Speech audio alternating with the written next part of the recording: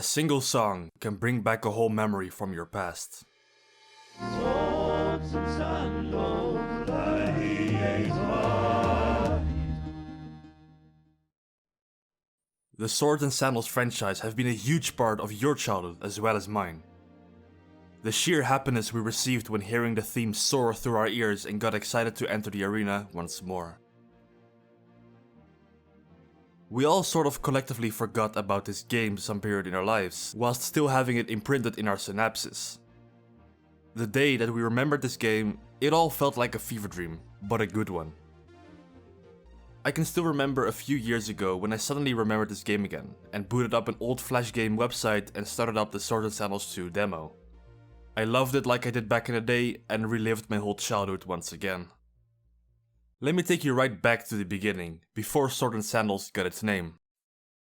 Since the Flash game's renaissance in the early to mid 2000s, a relatively unknown man was busy creating all sorts of different Flash games on his own and slowly building the games we all know and love today. In the era of Line Rider and Age of War, it were his games that stood out the most. Oliver Joyce, this man over here that loves to drink instant coffee just as much as hiking, shaped our childhood. Not only did he contribute to Swords and Sandals, but also Gross Out, Heroic Sports Football, Salad Dodger, Wolfenswine, Ghoul Academy, and Death Row. As a child of the 80s, Oliver grew up playing fantasy and role-playing games, as well as reading these fighting fantasy choose-your-own-adventure books, namely by Ian Livingstone and Steve Jackson, which also included dice rolling combat. In these books, you would turn to one page and different scenarios would play out. Some of these include Trial of Champions, Deathtrap Dungeon, and Arena of Death. These books were set in arena dungeons where the hero would have to go on different trials and battle gladiators. Oliver was awe-inspired by these stories and dreamt of making games like these. Around this time, when he was about 8 or 9, he was already programming in a program called BASIC for the Commodore 64. Another book he vividly remembers as well was a book titled How to Program Your Own Adventure Games. This book would tell you to type in certain instruction codes in your computer and get tutorials on how to create your own text adventure. These simple text adventure games were based on the books Oliver read and on Dungeons and Dragons, and essentially the first step towards Swords and Sandals. You would, for instance, make a character and a bad guy would spawn which you fought with text commands. These characters would also be included with abilities and stats like strength and intelligence. Oliver would not only program on his Commodore 64, but also branch out to text adventure games like Zork, which have also been a huge influence on the series. I had always loved playing role-playing games as a kid as well, but they always took a long time. Games like Ultima and the D&D Gold Box games and those kind of things all took, hours and hours and hours to play. And I always thought, what if you wanted to play a role-playing game that only took 5 minutes, and you distill what are the best parts of each game down into tiny little blocks? And so I thought, well, let's cut out all the fat and all the traveling and everything like that, and just get straight down to, like, you fight, you level up your character, and then you go to the shops, and then you fight, then you level up your character and you go to the shops, all in a few minutes. And the idea for the first Swords and Sandals was born of that. Oliver created Swords and Sandals even before the game was officially released. The world building already took place way back in the 80s and 90s.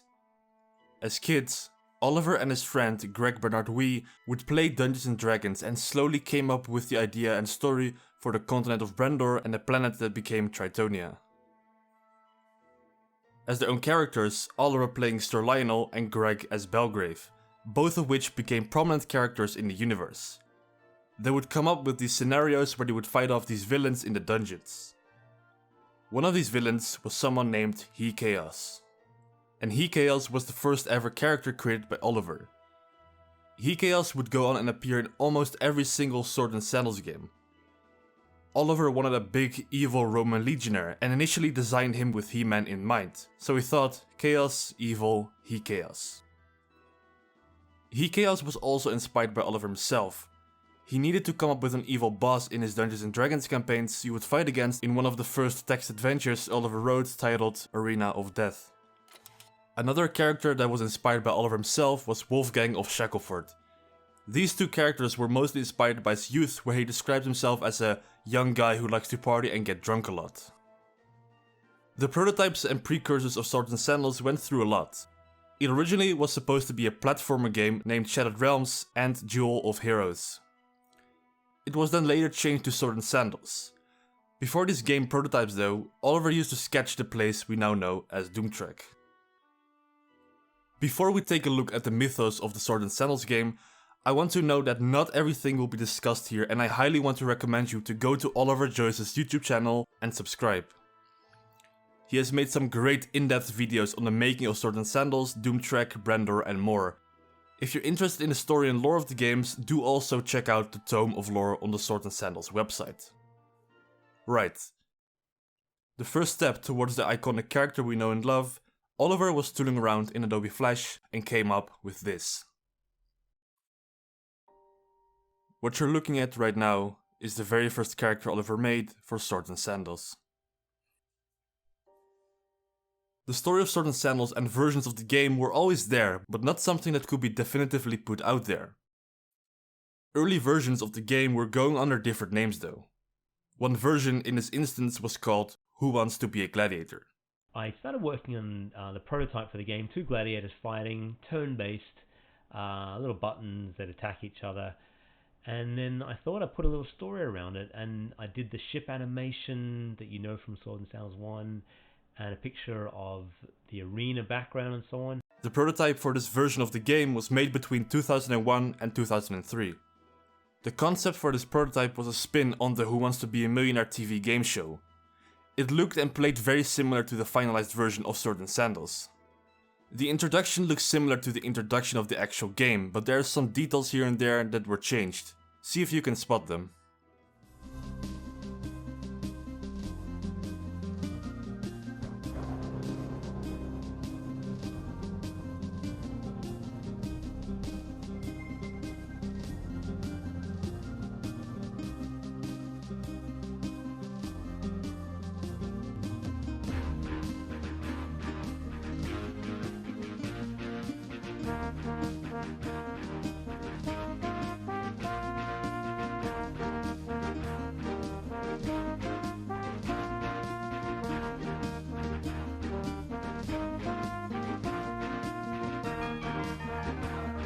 Though it lacked a lot of details and mechanics, the image for it was already there.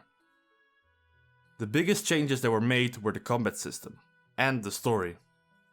As stated before, the story was next to none at this point. When trying to find a proper name for this game, Oliver brainstormed with his colleagues. He recalls this anecdote where one of the people working there came up with the name The Unhappyators. His reasoning was, gladiators are not glad, they're unhappy.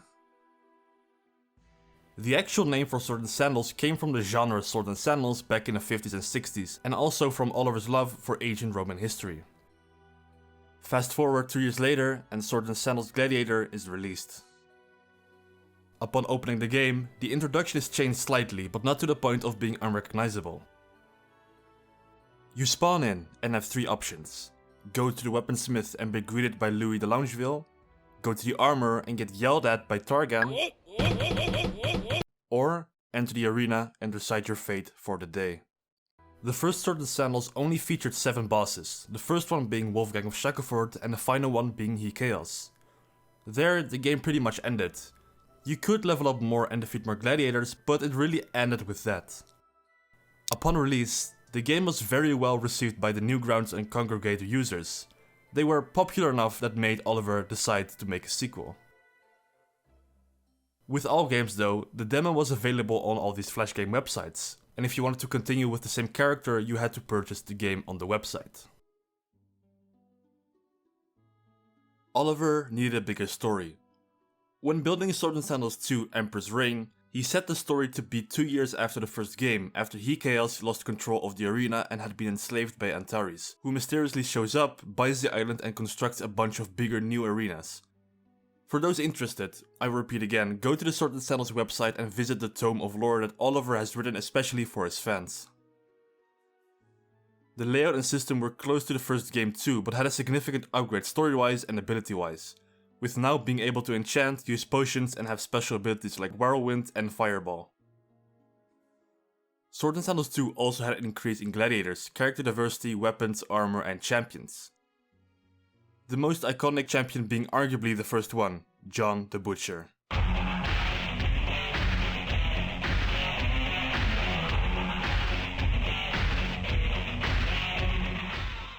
The inspiration for John the Butcher actually came from Oliver's local butcher. His mother had signed him up for a job when he was about 11 years old. His boss, a tall man named John Warridge with a big beard, made Oliver do things grudgingly, when on one day, John called Oliver and told him this isn't a job for you, then gave him $10 and sent him on his way. But there was one thing that was fixed from the previous game, or dare I say, broken. The taunt, of course. Spend all your points on charisma and get ready for the easiest gladiatorial games of your life. You might wonder though, where did these sounds come from? I hate to break it to you, but that is not Oliver doing those sounds. The sounds actually came from a collection of sound effects recorded by a Dutch professor named Than van Nispen.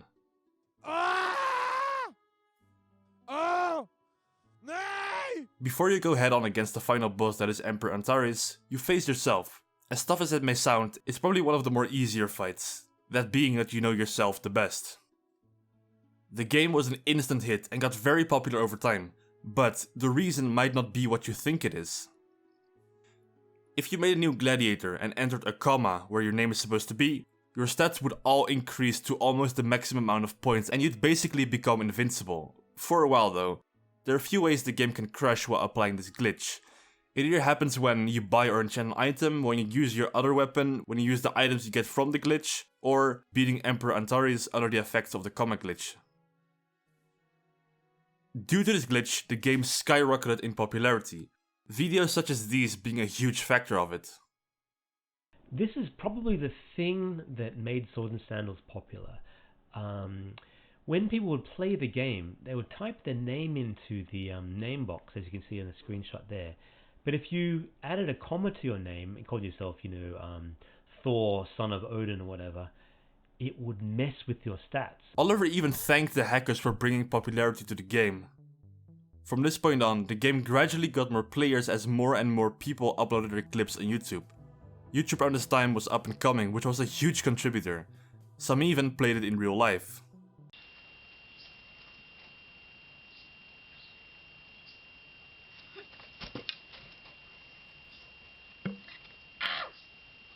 With all these things going on at the same time, Oliver saw more opportunities.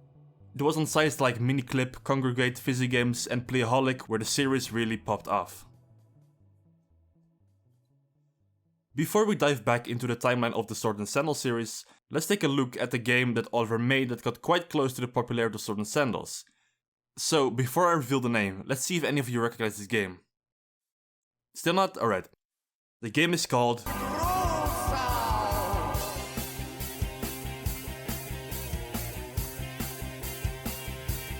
It was released in 2007 as a companion to the trading card game named, wait for it, Gross Out.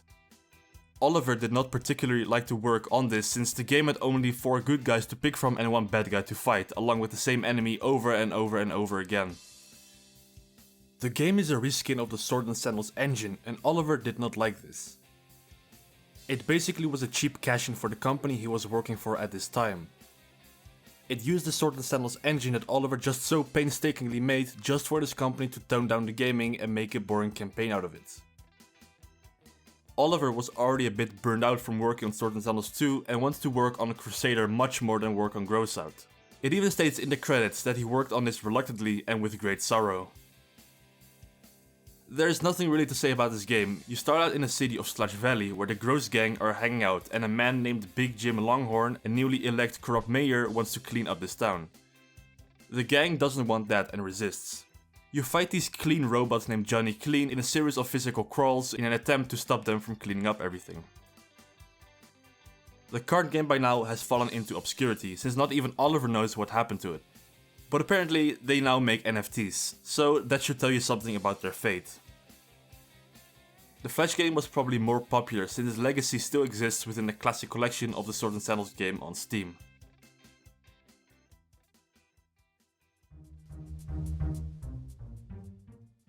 This might be, and I say might, be the most prolific Oliver has been. All of Oliver's influences all came together in this single game. This title in the series was inspired by retro games such as The Ancient Art of War and Defender of the Crown. While The Ancient Art of War was more focused on the battle aspect of the game, Defender of the Crown was probably the game Oliver got most inspired by since it was a huge part of his upbringing. Swords and Sandals Crusader also immerses you even more into the lore of the series. You get a glimpse of everyone's lives and motives. Crusader ditched the classic Gladiator arena style and made it possible for you to conquer lands of your enemies and let you take command in a turn-based big battle. The soundtrack in these games always made the people feel nostalgic upon listening to it again after years. It played a vital part in the success of the game and stuck with many people throughout the years. So it's time to tell you who is behind all of this. The answer though may surprise you. Yes, Oliver Joyce, the creator of the Swords and Sandals series, also created all of the soundtracks on his Casio keyboard. He composed everything from the first game to the latest game, as well as all of the vocals. Yes, the person you are hearing right now, that is Oliver. It's gonna sound quite cheesy, but when I do these backing tracks, I find that they're a great way of just capturing, you know, the vibe of the song, and I can kind of riff over the top, do some ad-libs sort of like over the top while it's playing. So I'm going to put those two together and we'll see how it sounds. Alright, here we go. I told you it was going to be cheesy. It has an 80s vibe to it, but what you can hear in the background is actually quite an interesting chord progression. It's the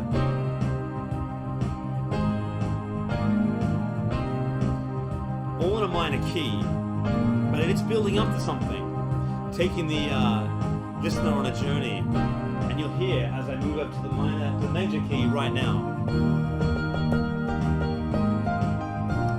That's the Swords and Sandals riff, and that's the famous one, and it sounds so good over a major key.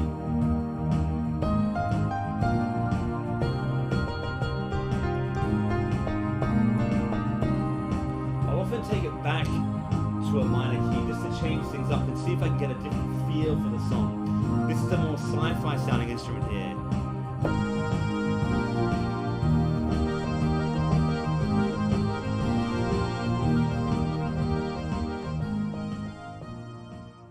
With later games though, a friend of Oliver's called Adrian Galassi helped him with the refining of the songs.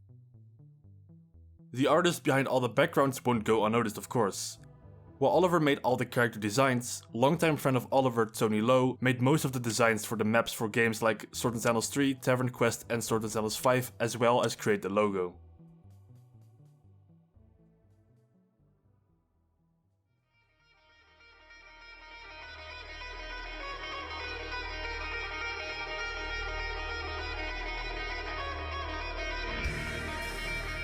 I think most of you are more familiar with this theme than the previous ones. This game was a huge upgrade from the previous engine, with more detail overall. One huge change as well were the characters. In this version, the character creation was significantly better and expanded. This also featured a customizable trivia fact, taunt quote and victory quote. It also for the first time featured a morality meter. This basically meant that whenever you win a battle, you can choose if you want to kill someone or spare someone. If you kill someone, you will get negative karma, so to speak, and you will be able to buy different items and weapons from this. If you spare someone, you will be able to get holy armor and weapons.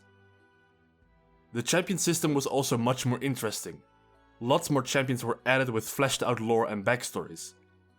Lore-wise, this takes place 4 years after Crusader and introduces for the first time the race of automatons into the game. This explains the addition of guns and lasers as well. Some iconic champions include the Fearful Prisoner, now upgraded to a mage, Sir Brian of May, Father Painbringer and Ultratus Omega. But there was one champion that everyone struggled with. This was the one champion where people gave up. The Yeti Project.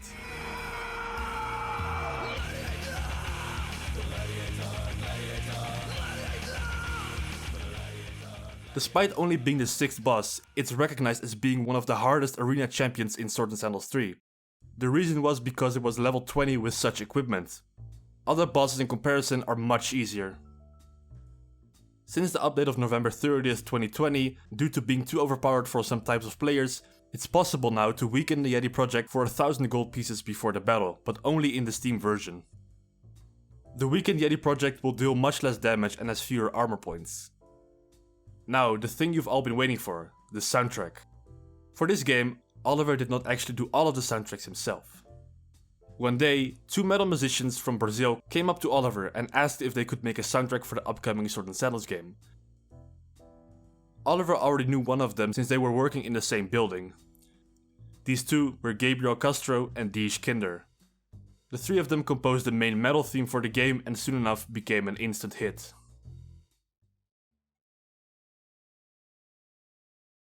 When they thought they saw the light at the end of the tunnel, for Oliver it became darker.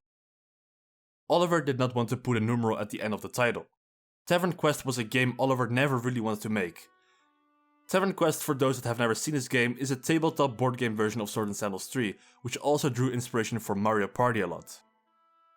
It played out like your typical board game, but it was fleshed out with lore and tiny details and references to the previous games. Whenever you would land on this tile, it would ask you if you would like to play a minigame for gold. These were all pre-existing minigames that were made by Oliver and the staff of the company over the last decade. No real thought was put into the making of this game, and the company wanted a quick cash in from the previous game. Along with the pre-existing minigames that were taken from older Flash games, a lot of the art in this game is also all just reskinned textures from the existing games. The only original art in the game were the tavern in the main menu and the board games that were made by Tony Lowe. Oliver tried to put his heart into the game, but he just couldn't.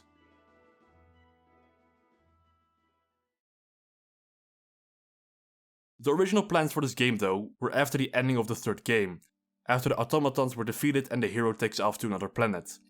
The game would take you around Brandor with a traveling company and you would go town to town battling the local champions, but this would seem a little bit too ambitious for the company and Oliver had to shelve these plans. Oliver never had real love for this game, even if he tried. But, to his surprise, over the course of the years people would come up to Oliver and tell them that the game was a big part of their childhood, as were the other games. This made Oliver rethink this game and hinted at a possible Redux version of this game. Between 2009 and 2011, Oliver worked on the original version of Swords and Sandals V. This in the end did not work out and turned out to be quite a flop. The versions they made never really was something that clicked with the other games in the series. In one iteration of the game, it was supposed to be a Gladiator life simulator where you would be able to walk around and there were plans for it to become an MMO, with inspirations drawn from World of Warcraft and Adventure Quest. This failed to be realized in the 18-month creation period of the game since it cost a lot of effort and proved very difficult for the company. Oliver also made a version of Swords and Sandals for mobile phones. These characters looked very different from the ones in the PC version and this later became mini fighters and is also available to play in the Classic Collection. This was the last thing Oliver ever did for the company. During all this time, Oliver was working at a company which shall not be named at this very moment. But since his start there, all the Swords and Sandals games were the property of that company, even though he conceived the idea way before he joined the company. They assumed all of the rights and Oliver says of himself that he was a bit too naive at the time to know he'd lost control of his own intellectual property. Sandals style fighting game, and you know I've covered this in other videos and other blog posts and things, but things didn't work out so well for that game, and my time at that company it all went bad, and in fact that was the best thing that ever happened to me for many reasons. I'd been long overdue getting out of that place, and this was just the the catalyst for it. And for a while, it seemed like a terrible thing, being forced into like doing things for myself after being at the old place for about almost 10 years. In 2013, Oliver had a big falling out with them, over a whole range of things, and parted ways on bad terms, with legal issues and all. Soon after, Oliver formed Whiskey Barrel Studios in 2013 to work on his own games. Since he couldn't label the games with the Swords and Sandals tagline anymore, the first game in this period made was You Are a Knight, which was mechanically very similar to Swords and Sandals. Meanwhile, the IP for Swords and Sandals lay dormant for a few years, them knowing without Oliver Joyce, the brand was useless. Another game that Oliver made during this period was Ships and Scurvy. This game would later turn into Swords and Sandals Pirates. Eventually, the old company sold the rights of Swords and Sandals to a publisher in the USA named E-Games. Oliver contacted E-Games separately and negotiated a deal to work on remakes of the old Swords and Sandals games and eventually a new IP for the brand. This was all happening in 2015 and have been working together ever since, having released 8 games onto the Steam store. These days, Oliver has full creative control over the series, even though E-Games owns the publishing rights. But Oliver recalls that they're a fantastic business partner who have supported him and his company greatly over the last 7 years. Back in 2014, Oliver would create his YouTube channel titled after his company, Whiskey Barrel Studios. Here he would post behind the scenes clips of Your Our Night and Ships and Scurvy and showed the game in its early stages. When Oliver got his rights back, the games just mentioned would turn into Swords and Sandals Medieval, which did not really look like the classic Swords and Sandals, but had the spirit of it. Ships and Scurvy would turn into Swords and Sandals Pirates. Pirates was a huge project of Oliver since from early on as well, and he wanted to include more pirates in the series and had a whole bunch of lore manuscripts he wanted to tie into the series. This game featured a Crusader type battle system and a semi-open world feature where you can explore and conquer islands from your enemies. Personally, I really enjoyed this game a lot and I was really excited to see what Oliver was capable of in the future. In early 2016, Oliver made a big decision.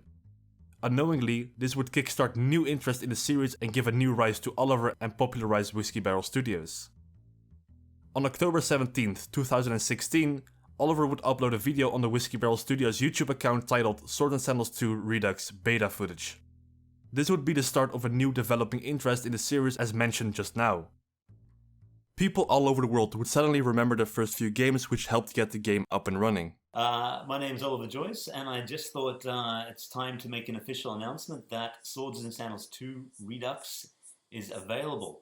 It's just gone up on the App Store and Google Play also, so if you check the links below the video, you can download it there.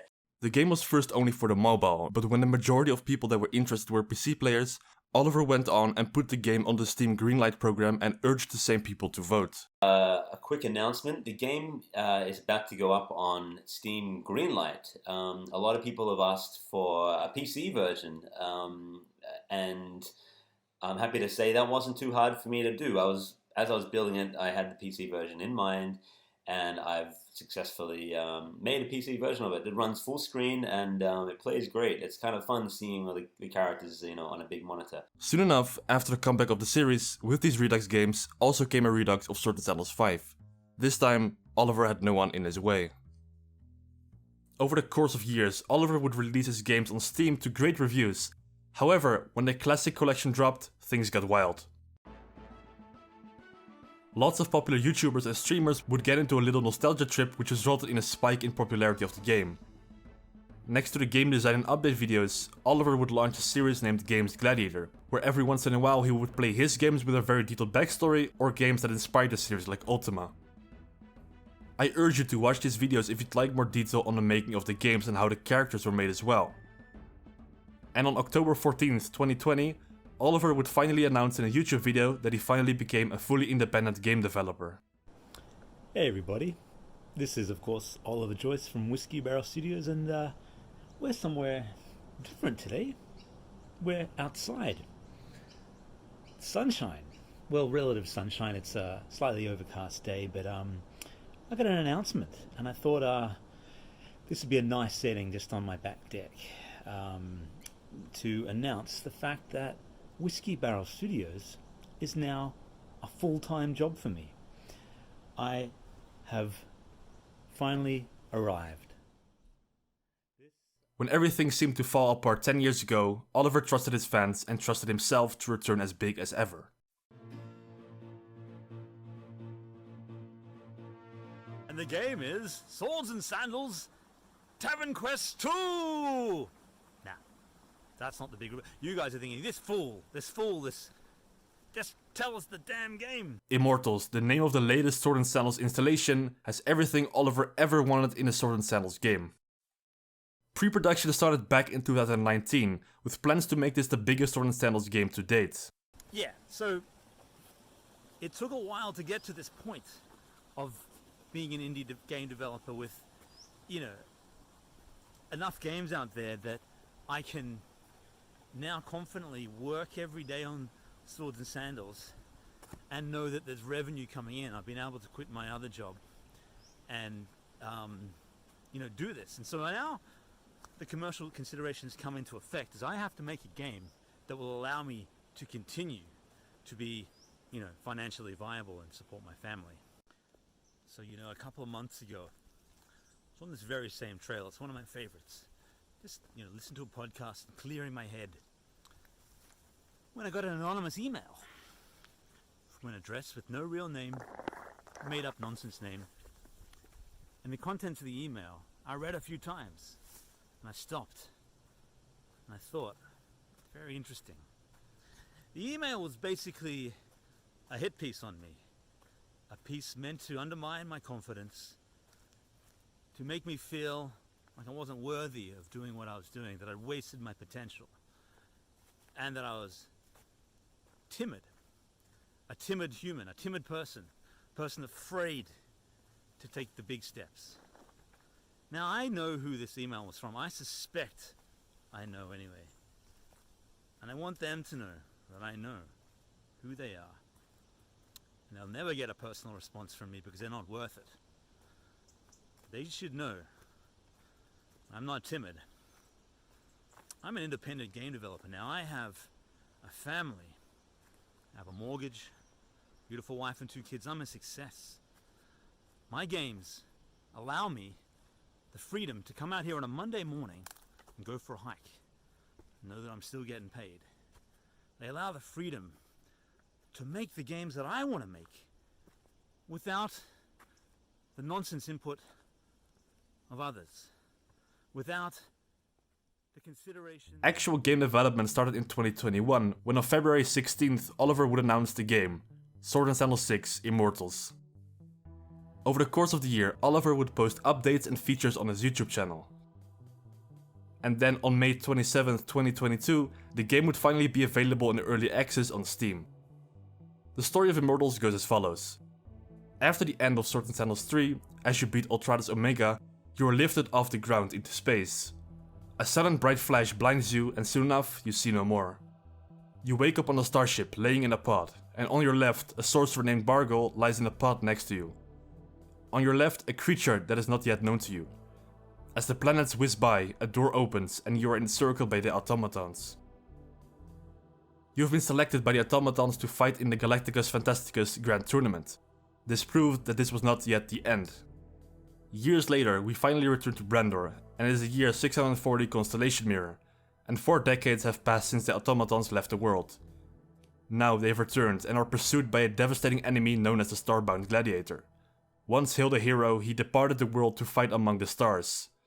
Something happened out there in space to turn him to darkness, for in just 300 days he will return to Tritonia with destruction.